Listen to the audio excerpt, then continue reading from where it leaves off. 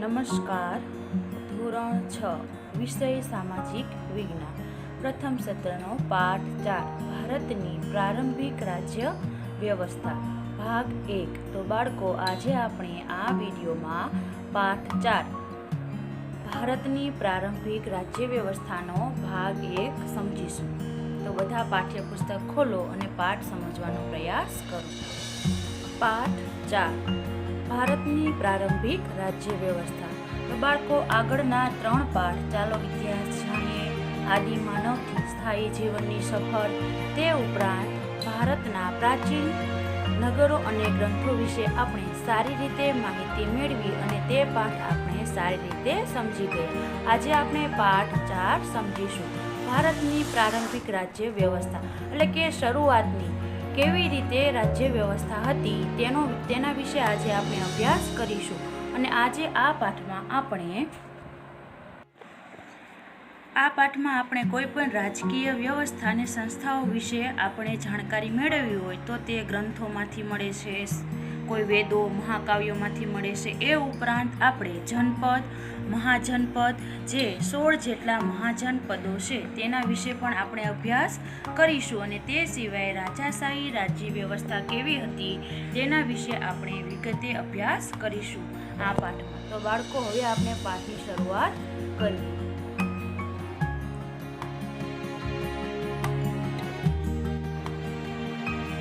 સૌપ્રથમ આપણે જોઈએ તો ભારતમાં રાજકીય વ્યવસ્થાની સંસ્થાઓ વિશે આપણને શેમાંથી માહિતી પ્રાપ્ત થાય છે? તો કે વેદ, મહાકાવ્યો અને બૌદ્ધ ગ્રંથોમાંથી આપણને માહિતી પ્રાપ્ત થાય છે. ખાસ યાદ રાખજો બાળકો, ઋગ્વેદકાલીન કે વૈદિક કાળમાં રાજ્ય વ્યવસ્થાનું સ્વરૂપ કયા પ્રકારનું હતું? કબીલાઈ શાસન વ્યવસ્થા જેવું હતું. એટલે કે કબીલામાં લોકો રહેતા અને ત્યાંનું શાસન વ્યવસ્થા એવી રીતે ગોઠવાયેલી હતી. તેના વડાને કયા નામે ઓળખવામાં આવતા? તો કે રાજન્ય કહેવામાં આવતા, જેની ચૂંટણી થતી. ખાસ યાદ રાખજો, કબીલાઈના શાસન વ્યવસ્થા જેવું હતું અને તેના વડાને કયા નામે ઓળખવામાં આવતા? તો કે રાજન્ય. સભા અને સમિતિ જેવી રાજકીય સંસ્થાઓ ત્યારે પણ અસ્તિત્વમાં હતી. આ સમુદાયને વિશ પણ કહેવામાં આવતો. હવે આપણે જોઈએ પહેલો મુદ્દો, જનપદ. તો કે ઈસવીસન પૂર્વે 1000ની આસપાસ પંજાબ અને ગંગા નદીના વિસ્તારમાં જુદા જુદા સમૂહના પ્રારંભિક રાજ્યની સ્થાપના થઈ, જેને આપણે જનપદ કહેવામાં આવતા. તો બાળકો, ખાસ યાદ રાખજો, 1 માર્કમાં પ્રશ્ન પૂછાઈ શકે કે જનપદ એટલે શું? સામાન્ય અર્થ જોઈએ તો કે લોકોનો સમૂહ. જનપદ એટલે માણસના વસવાટનું એક ક્ષેત્ર અથવા તો સ્થાન, જ્યાં લોકો વસવાટ કરતા હોય અને રહેતા હોય ત્યાંનું સ્થાન. જનપદ શબ્દ એ રાજ્યના અર્થમાં વપરાતો હતો. જનપદ એ ઋગ્વેદકાલીન સમાજથી બહુ વિશિષ્ટ કહી શકાય તેવી એક પ્રકારની રાજ્ય વ્યવસ્થા હતી. તે સિવાય કુરુ, પાંચાલ જેવા જુદા જુદા સમૂહના રાજ્યોનો પણ આમાં સમાવેશ થતો હતો. બાળકો, ખાસ યાદ રાખજો, બધા પાઠ્યપુસ્તકમાં ધ્યાન આપજો અને પાઠ સારી રીતે સમજવાનો પ્રયાસ કરજો. હવે જોઈએ આપણે મહાજનપદ. પહેલાં જોયું આપણે ટોપિક જનપદ એટલે લોકોનું સમૂહ, જ્યાં વસવાટ કરતા હોય તે. એમાં હવે થોડોક વધારો થઈને આવે છે, એટલે કે લોકોનું સમૂહ મોટો થતો હશે. એવી રીતે અહીં મહાજનપદ એટલે કે ઈસવીસન પૂર્વે 6ઠી સદીની આસપાસ ભારતમાં 16 જેટલા મહાજનપદો જોવા મળે છે. ખાસ યાદ રાખજો બાળકો, કેટલા પ્રકારના? 16 જેટલા મહાજનપદો અહીં જોવા મળે છે. અને આ 16 મહાજનપદોનો આપણે અભ્યાસ કરવાનો છે. આ મહાજનપદોમાંથી કેટલાક ગણરાજ્યો હતા, તો કેટલાક રાજાશાહી પ્રકારના રાજ્યોનો પણ સમાવેશ થતો હતો. મહાજનપદો એટલે કે આપણે કેમ એક ગામમાંથી તાલુકો બને, ઝાઝા તાલુકામાંથી પછી જિલ્લા બને, એવી રીતે વ્યવસ્થા હતી. એમ પહેલાંના રાજાશાહીમાં આવા મહાજનપદોની રચના કરવામાં આવી હતી. આ મહાજનપદો નીચે આપેલા કોષ્ટકમાં દર્શાવેલા છે. હવે આપણે જોઈએ 16 જેટલા મહાજનપદો, તેનો ક્રમ, મહાજનપદનું નામ, તેની રાજધાની કઈ છે અને વર્તમાન સ્થાન એટલે કે હાલમાં તે ક્યાં આવેલું છે તેના વિશે અહીં આપણે જોવાનું છે. પહેલું મહાજનપદ છે અંગ. તેની રાજધાની છે ચંપા. હાલમાં તે ક્યાં આવેલું છે તો કે પૂર્વ બિહારમાં. ત્યારબાદ જોઈએ વજ્જી, તેની રાજધાની છે વૈશાલી, તે આવેલું છે ઉત્તર બિહારમાં. ત્યારબાદ મલ, તેની મુખ્ય રાજધાની છે કુશીનારા, જે વર્તમાન એટલે કે હાલમાં ક્યાં આવેલું છે તો કે ગોરખપુર આસપાસનો પ્રદેશ એટલે કે ઉત્તર પ્રદેશમાં આવેલું છે.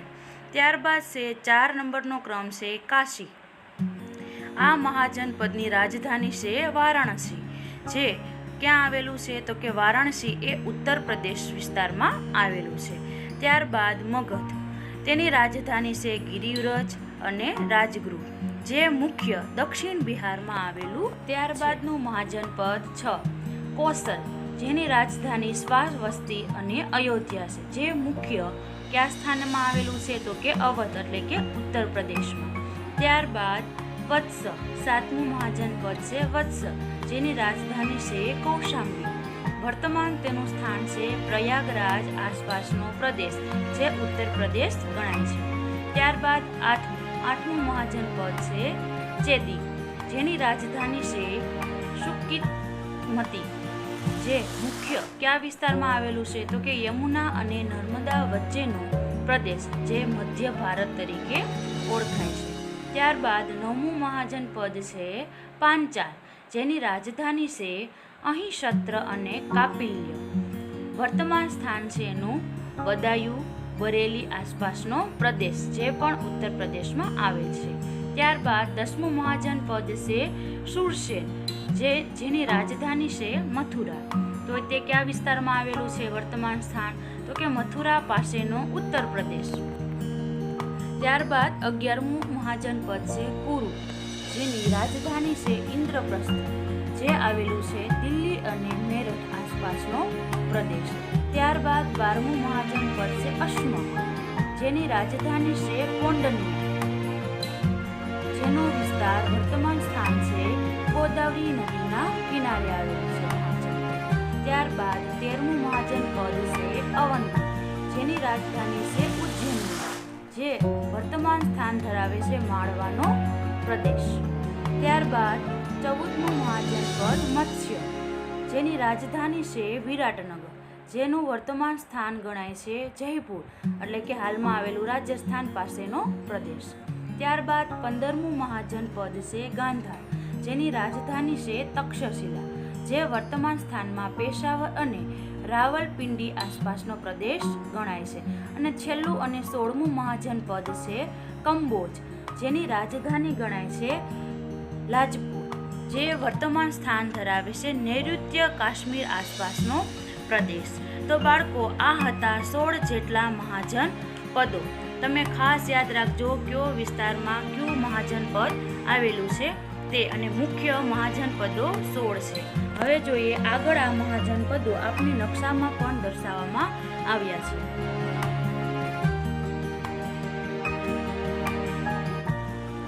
તો બાળકો, તમે પાઠ્યમાં પાના નંબર 18 પર આપેલ નકશો છે તે જુઓ. મહત્વપૂર્ણ જનપદ અને મહાજનપદ અને નગરો દર્શાવેલા છે, એમાં મહાજનપદો પણ દર્શાવવામાં આવ્યા છે. અહીં આપણે નકશામાં જોઈ શકીએ છીએ. અહીં નકશામાં આપણે દર્શાવેલું છે કે મહાજનપદો ક્યાં ક્યાં છે તો કે લીછવી છે, વૈશાલી, અયોધ્યા, કૌશાંબીનું છે.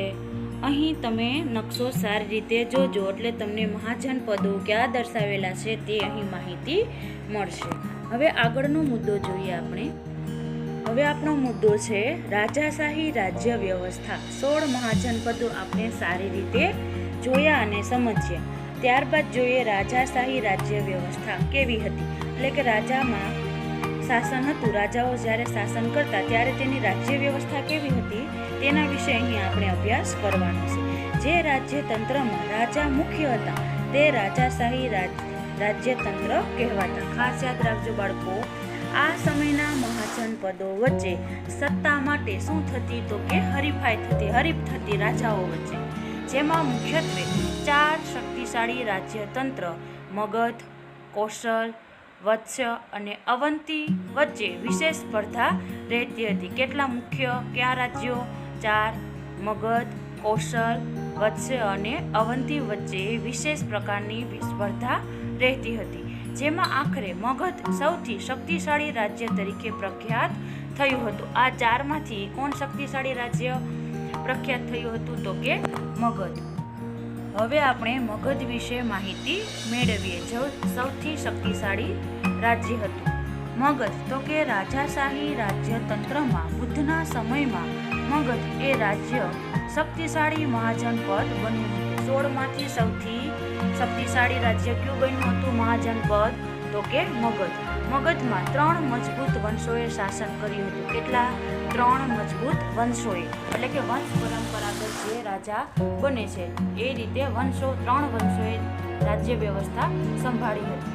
તેમાં પહેલો છે હર્યક વંશ. મગધમાં હર્યક વંશ નામના રાજાએ રાજ્ય વ્યવસ્થા સંભાળી હતી. તેના વિશે આ વંશનો સ્થાપક હતો બિંબિસાર નામનો રાજા હતો. મગધની રાજધાની તરીકે રાજગૃહ હતી, જેમ ગંગા અને સોણ નદીના કિનારે આવેલું હતું. તો બાળકો ખાસ યાદ રાખજો, હર્યક વંશના સ્થાપક કોણ હતા? બિંબિસાર. મગધની રાજધાની તરીકે રાજગૃહ હતી, જે ક્યાં આવેલી હતી? ગંગા અને સોણ નદીના કિનારે.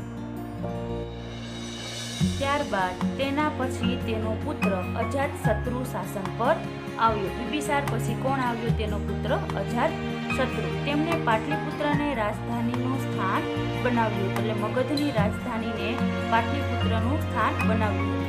તેને વાચી સંઘ સાથે યુદ્ધ કરી લીછવીઓને હરાવી અને મગધનો રાજ્ય વિસ્તાર કર્યો હતો, એટલે કે મગધની રાજ્ય વિસ્તારમાં વધારો કર્યો હતો. તેને યુદ્ધ કર્યું અને વાચી સંઘ સાથે યુદ્ધ કરી અને લીછવીઓ નામની એક પ્રકારની જાતિ હતી તેને હરાવી અને મગધનો રાજ્ય વિસ્તાર વધાર્યો હતો. હર્યક વંશ પછી કોણ આવે છે? કયો વંશ આવે છે? તો કે નાગવંશ. નાગવંશ વિશે અહીંયા આપણે અભ્યાસ કરીએ તો કે હર્યક વંશ બાદ નાગવંશ સત્તા પર આવ્યો, એટલે કે મગધની ગાદી તેને સંભાળી. જેમાં શિશુનાગ નામના બૌદ્ધ ધર્મ સાથે સંકળાયેલા રાજાનો સમાવેશ થાય છે, એટલે કે નાગવંશમાં શિશુનાગ નામના બૌદ્ધ ધર્મ સાથે સંકળાયેલા રાજાનો સમાવેશ થતો જોવા મળે છે. અને ત્રીજો વંશ આવે છે નંદવંશ. તો કે મહાપદ્મનંદ દ્વારા સ્થાપિત નંદવંશ સૌથી શક્તિશાળી વંશ હતો. આ ત્રણમાંથી હર્યક વંશ, નાગવંશ અને નંદવંશમાંથી કોણ હતો સૌથી શક્તિશાળી વંશ? તો કે નંદવંશ. મહાપદ્મનંદ ભારતનો સૌપ્રથમ સામ્રાજ્ય નિર્માતા ગણાય છે. ખાસ યાદ રાખજો, મહાપદ્માનંદ એ ભારતનો સૌપ્રથમ સામ્રાજ્ય નિર્માતા ગણાય છે. તેના સમયમાં મગધ એક ભારતનું સૌથી શક્તિશાળી રાજ્ય બની ચૂક્યું હતું. અહીં આપણે જોઈ શકીએ છીએ કે ભારતમાં મગધ છે એ સૌથી શક્તિશાળી રાજ્ય બની ચૂક્યું હતું. સિકંદરના ભારત પરના આક્રમણ સમયે મગધ પર નંદવંશનો ધનનંદ નામનો રાજા શાસન કરતો હતો. મગધ છે એ સૌથી શક્તિશાળી રાજ્ય બની ગયું અને સિકંદરે જ્યારે ભારત પર આક્રમણ કર્યું ત્યારે મગધ પર કોણ રાજ્ય વ્યવસ્થા સંભાળતું હતું? તો કે નંદવંશનો ધનનંદ નામનો રાજા હતો, જે રાજા તરીકે શાસન વ્યવસ્થા સંભાળતો હતો. તો બાળકો, આ હતા મગધના 3 વંશો, હર્યક વંશ, નાગવંશ અને નંદવંશ. તેના વિશે આપણે અભ્યાસ કર્યો. તે ઉપરાંત જનપદ અને મહાજનપદ, જે 16 જેટલા મહાજનપદો હતા તેના વિશે આપણે અભ્યાસ કર્યો. તો આગળના વિડીયોઝમાં ભાગ 2માં આપણે ગણરાજ્યો અને વૈશાલી વજ્જી રાજ્યો, તે સિવાય ગણરાજ્ય સમયનું સમાજ જીવન અને રાજ્ય વ્યવસ્થા કેવી હતી તેના વિશે આપણે ભાગ 2માં અભ્યાસ કરીશું. તો આ પાઠ તમે સારી રીતે એકવાર વાંચી જાજો અને વિડીયો સારી રીતે સમજી